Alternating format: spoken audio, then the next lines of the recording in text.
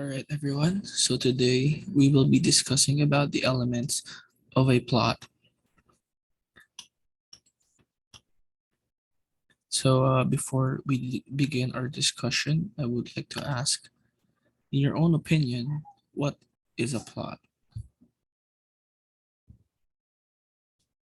Yes, thank you. Very good. Thank you for your answer. And the next one is, can anyone give me the five elements of the plot?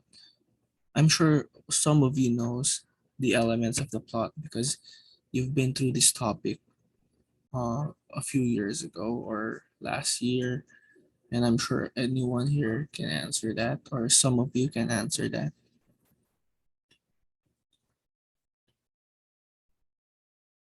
Thank you for your answers, guys. So, for those who recited, I will be giving you +5 in your recitation. So, moving on, the plot is a story, or rather, the plot of a story is a series of interconnected events in which every occurrence has a specific purpose. A plot is all about establishing connections, suggesting causes, and showing. Or in simple terms, plot is the order of events that make up a story. So you guys understand what I've read? All right, very good. So let's begin with the elements of a plot. All right, the first one, we have exposition. The next is rising action. The third is the climax. Fourth is the falling action. And the last one is the resolution. So let's move on to exposition. Exposition sets the scene. The writer introduces the characters and setting, providing description and background. Of course, in every story, movie, or series, there's always an introduction of the characters, or maybe introduction of what's going to happen in an episode or in a movie. So this is where you meet the characters that will be seen all throughout the movie, the location, and their characteristics. So the next one is the rising action. The rising action normally begins with an inciting incident or a moment that sets your story into action. As it progresses, you'll have multiple moments of conflict that escalate and create tension as the story moves forward. So you see, when a story is being told in a movie or when you're reading a book, there's always the fun part where the main character along with the side characters do something for their own specific reasons, and that leads to conflicts later in the movie or later in the series. So when you see that happen or when you notice it happening, that is what you call the rising action. Let's give an example. I will only give the example from the movie Cinderella. So the rising action of the movie Cinderella is when Cinderella met the fairy godmother and gave her and granted her the wish that she could attend the ball.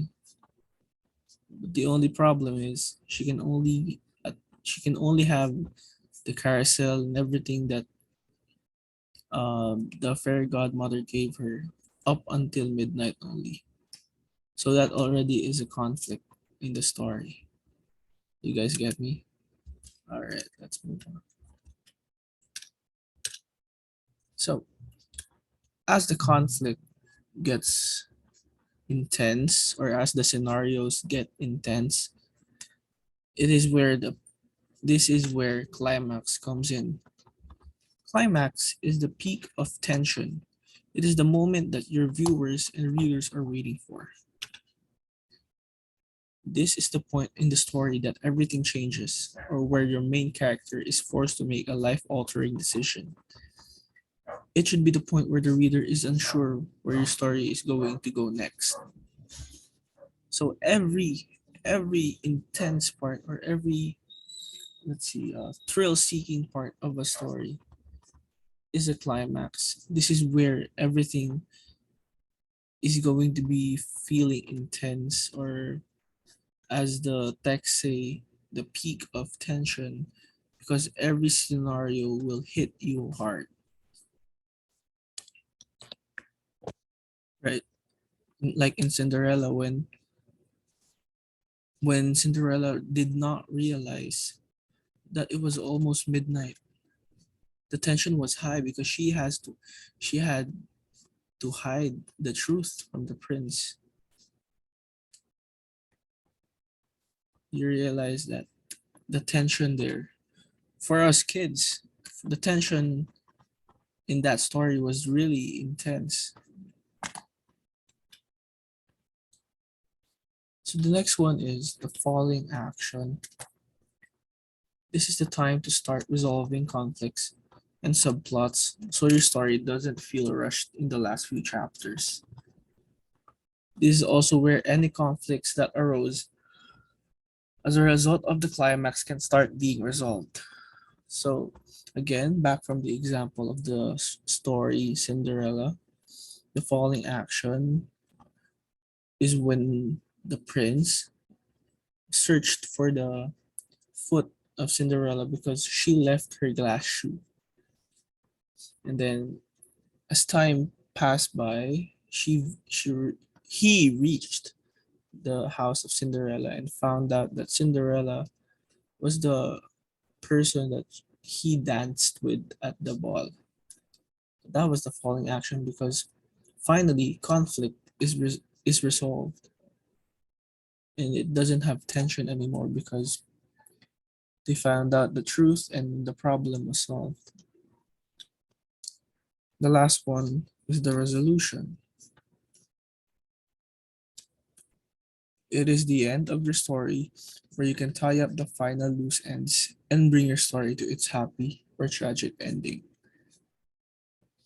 Of course, in every story, not everything is supposed to be happy. But in our but in our example, what happened when Cinderella was discovered to be the woman that danced with the prince in the ball?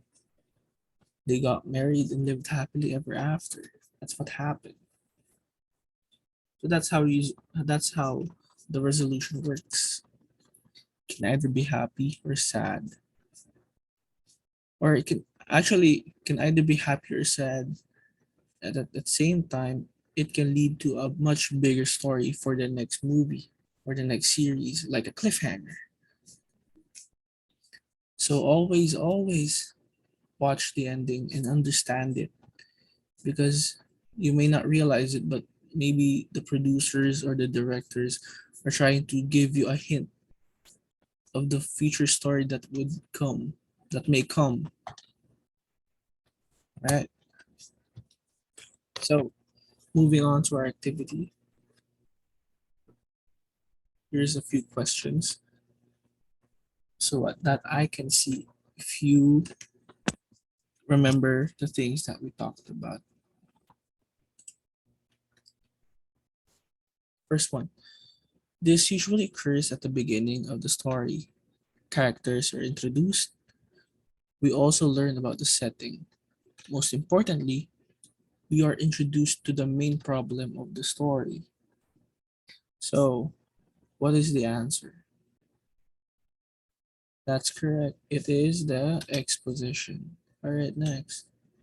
The point of greatest interest or suspense. Very good. It's the climax. The story comes to reasonable ending.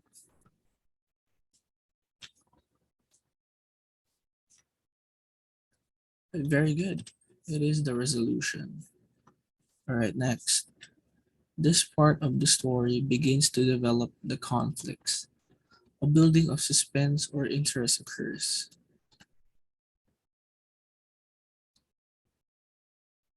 Rising action. Very good. Last one. The turning point of the story. Usually the main character comes face to face with a conflict. Usually the main character will change in some way. Of course, it's the falling action. Alright, for our homework now, guys, I want you to chat what number do you like to pick? Have you all picked a number now? Alright, let's proceed. So for the first one, so for number one, I've listed them, so no changing of numbers. So for number one, you're gonna do a chart of the elements of the plot of Robin Hood. For number two, it's Snow White. Number three, Beauty and the Beast. Lastly, the umbrella, you're gonna do the movie of the Avengers. All right. So, have you understood everything that we have discussed so far? I mean, mainly, this is a very easy topic to discuss. All right. So, here's a few reminders. So, I just want to recall what are the five elements of a plot? Exposition, next. Rising action, next. Climax, good. Falling action, yes. Lastly is the resolution. All right. So I hope you do your homeworks and I'll get them tomorrow from you guys. You can send it to my Gmail account. I will post it on our group chat and you have a safe day. Goodbye.